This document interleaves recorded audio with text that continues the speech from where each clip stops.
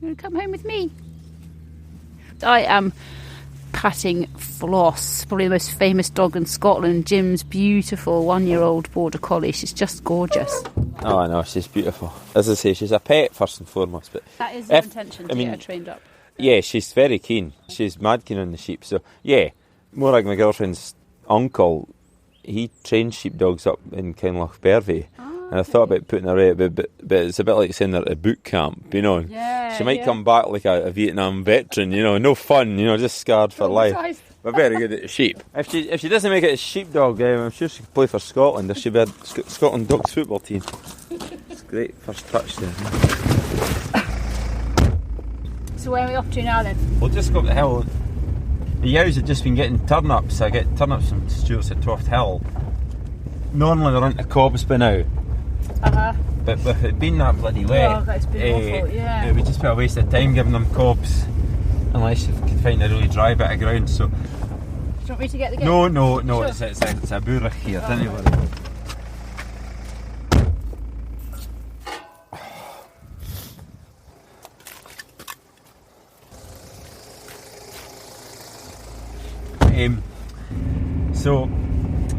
So this is all the yows. They've all been scanned, but they're not split up yet to their lots. They're actually coming in this weekend to get their pre-lambing jags, and they're looking far better today because even sheep are wet, especially anything that's a bit thinner and the longer wool, they just look miserable. Yeah, they just start to look pretty dejected, but don't they? at least up here in this far, there's a lot of trees surround the farm.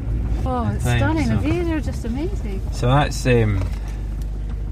well, yeah, almost 360 degrees. So you're looking south to Perth, and then there's the Tay down there. Yeah. That's beautiful flat land down there. A lot of carrots and tatty. A lot of carrots growing down there. The basic end of Sidlaws is pretty much for Yerseen. Okay, yes. Yeah. And then you're seen away up. That's basically the start of the Grampian Hills, so you're away up.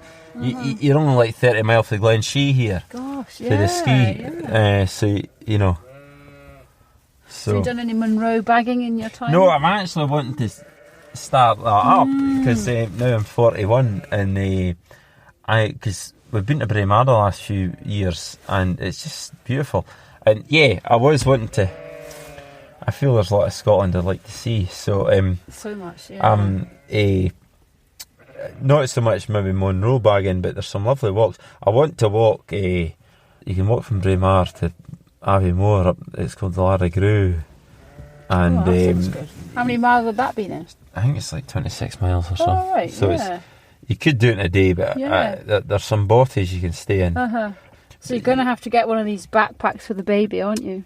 Yeah, there's a Tysers in Perth. Oh yes, there we go. That'll get you sorted. God, aye. You know, never gig to get all the gear out of there. But yeah, funny you said that. I am actually would like to do a bit more walking. It's funny because I'm the same age as you, and as soon as I hit 40, it was like I had to read more books and do more significant stuff. And I don't think I'm ever going to bag all the Munros, but no, if I could do 30 or 40 in my life, I'd absolutely. be happy. And so I'm no good at 10 a year. It's only one a month. Yeah. But then some of them are quite challenging to do in the winter because you need enough daylight hours to get all the way up. But then there's some you can do. You can nick 3 or 4 in a day, like apparently. Once you're up that height, you know. Yes. Well, you want to get out. It's maybe a bit windy. Yeah. Tell us a pretty bit about the breeding of these sheep, maybe, if you don't mind. Yes. And then they're all kind of white-faced sheep. We used to traditionally buy Cheviot yows from Laird. Sometimes still do.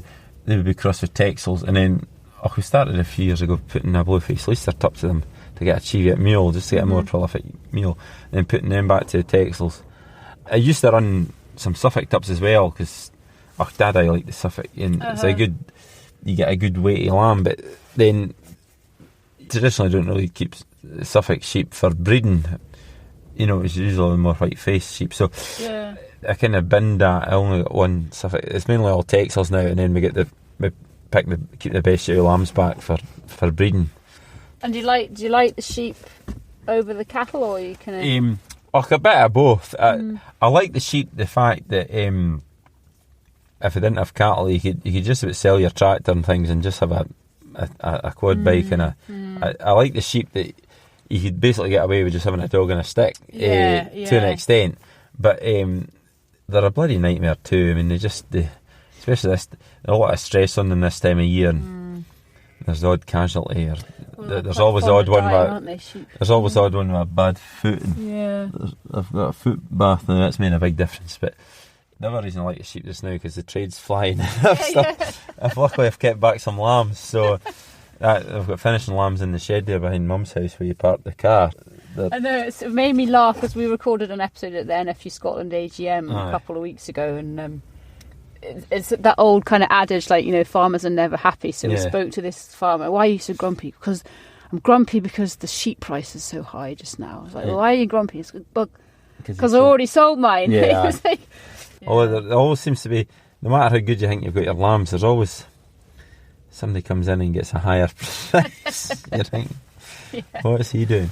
But I enjoy. I would actually love to be more arable.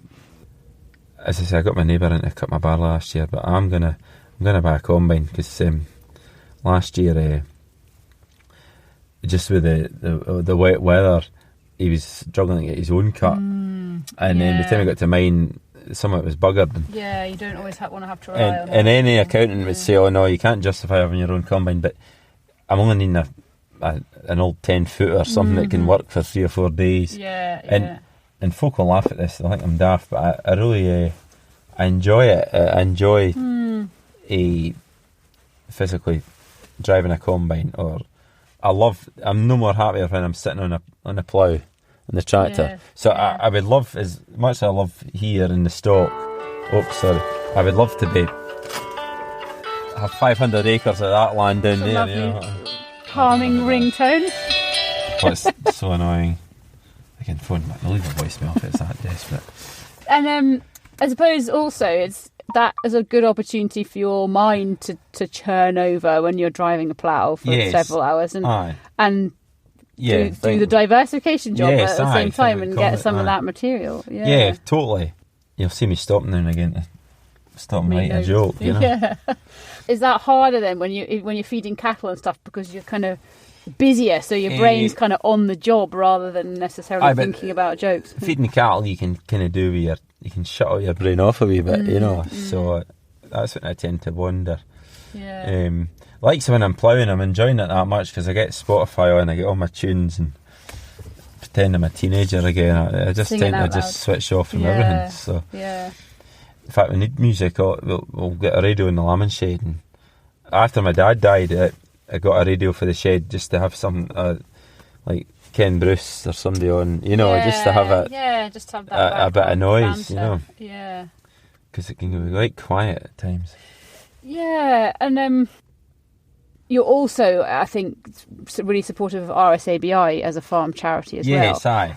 Because farming, I guess, you know, you're out and about meeting a lot of people because of your other job, but farming is a pretty lonely occupation if it's your only occupation. Yeah. Do you think you would suffer from that if you weren't out and about doing other things? I don't know. No, I would maybe... No, actually, to be honest, I quite like my own company. Don't tell Morag that, but I do. I'm quite happy on my own at times.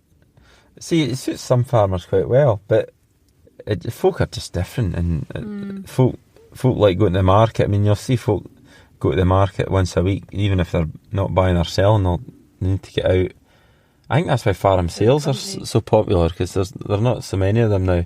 Folk don't go just to buy the machinery, but just to catch up with people, and local shows are important. But it's a difficult one, that kind of whole... I know there's been a lot of emphasis in the last 5 or 6 years on mental health and farming, and young farmers did the thing like, are you okay, and all that kind of stuff. Yes. Are we still the highest industry for suicides and things? I think so. And I think, there's too much of a perceived stigma, isn't there, about seeking help, and it's trying to break down that barrier and say, you know, if you're physically unwell, you'd go to the doctor and see about it. But and trying to encourage people, if they're feeling as though they've got mental health issues, to go and to speak to somebody, even if it's just, first of all, just like you were saying earlier, get the support of your next door neighbour, and then and then seek help. I think there's a difference between being lonely and having company but not being able to talk about it. I think that's the difference, because I mean, I don't know the figures, and I know it's a bit morbid, but I think there are folk that take their lives but they haven't been physically lonely. They're working with people that they maybe have family, you know, but they're bottling up. Maybe it is financial pressures, or just they're unwell, and that's the ones you have to watch. Maybe it's the ones you don't notice. I mean, I don't think I make a conscious effort. It's different now because I've got Morag living with me, and I've always been fortunate. I had mum on the farm, but I think if I wasn't doing my comedy, well, I try and go and see St Johnstone now and again. It's good for comedy material, and I make an effort. I'm lucky. I've a lot of my best college pals were from here, so I make an effort to meet up in the pub and watch a Scotland game or something now and again, or go around for tea or whatever. And I'm on the Perth show committee. It's even just something like that. It's like Saturday night there we've got it's our director's dinner. So I think I would value a lot of these things more. But yeah, absolutely. To socialise and see people and share experiences. Yeah. The thing about the comedy, it's something completely different, because farmers are, well, they're only happy, I suppose, when they're meeting other farmers and talking about farming. But the likes of the comedy is something completely different, and I absolutely loved going down to like perform at the Glasgow Stand on a Saturday night, because it'd be packed and there was an atmosphere. It was just something completely different, you know. And how do you think the urban audience take to some of the farming comedy? Fine, I think, because obviously you want to go for the mass market, although without the rural things are very much my roots, and the kind of core, and that's why maybe I'm a bit different than your skinny jean comedian. But at the same time, you're wanting to try and track. I would love to be able to entertain loads of folk. I mean, yeah. So it's just trying to find a balance that majority of folk. It's trying to retain that thing about being authentic, and using growing up in the rural Scotland as your kind of base. But at the same time, you don't want to be as narrow-minded for you only folk in Perthshire are going to get it. You know, you want to expand. So I would like to think I could entertain any audience. But Glasgow actually has a huge kind of Highlands and Islands, and because traditionally folk would leave the Highlands and Islands and go to Glasgow. But nowadays, you know, the student thing and all the rest of it, because it's so big. So the Central Belt's so big. So even if you're only appealing to maybe 10% of that crowd, they're going to come and see you. That's still a hell of a folk. Yeah. Oh God, isn't it? Yeah. You know. Yeah. So what do you think? Obviously, life will change a wee bit in July when you become a dad. Yeah. But even kind of taking that into account, what do you think your kind of long-term comedy ambitions are? Well, we're hopefully going to get a pilot episode of The Farm. That's the thing on iPlayer. I heard a rumour about that. Yes. So we're just waiting on the BBC giving us the go-ahead. Chris Forbes, who I write it with, we've kind of got a kind of rough pilot script there ready to go if we get the go-ahead. But the important thing is to keep my farm diaries going out every couple of months, because that keeps you out there. And I should say that if it hadn't been for that, there's no way I could have done a big tour like last year. That's really helped me massively get my stuff out there. So so keep doing that. Just trying to write a new hour and a half for taking on tour next year. Do a big tour of Scotland next year, I think, and just keep, like I'm very fortunate. I'm breaking the news. There's 2 or 3 other things coming through, so this whole thing might just be a bit of a fad now, or a fashion. So 5 years down the line, everyone might want a change, or I might be wanting a change. So I don't know. Who knows? Yeah, it's hard to predict. Let's just have a kick at the ball now and see where we can take it. And if not, I'm not worried, because I don't think I want to be in my mid-50s trying to break through. I'm I'm only 41 just now. I know it'll be different once Babby comes along, but it's no different in trying to look after suckler cows and 400 sheep. Exactly. So, need fed every day. Yeah. And as long as I can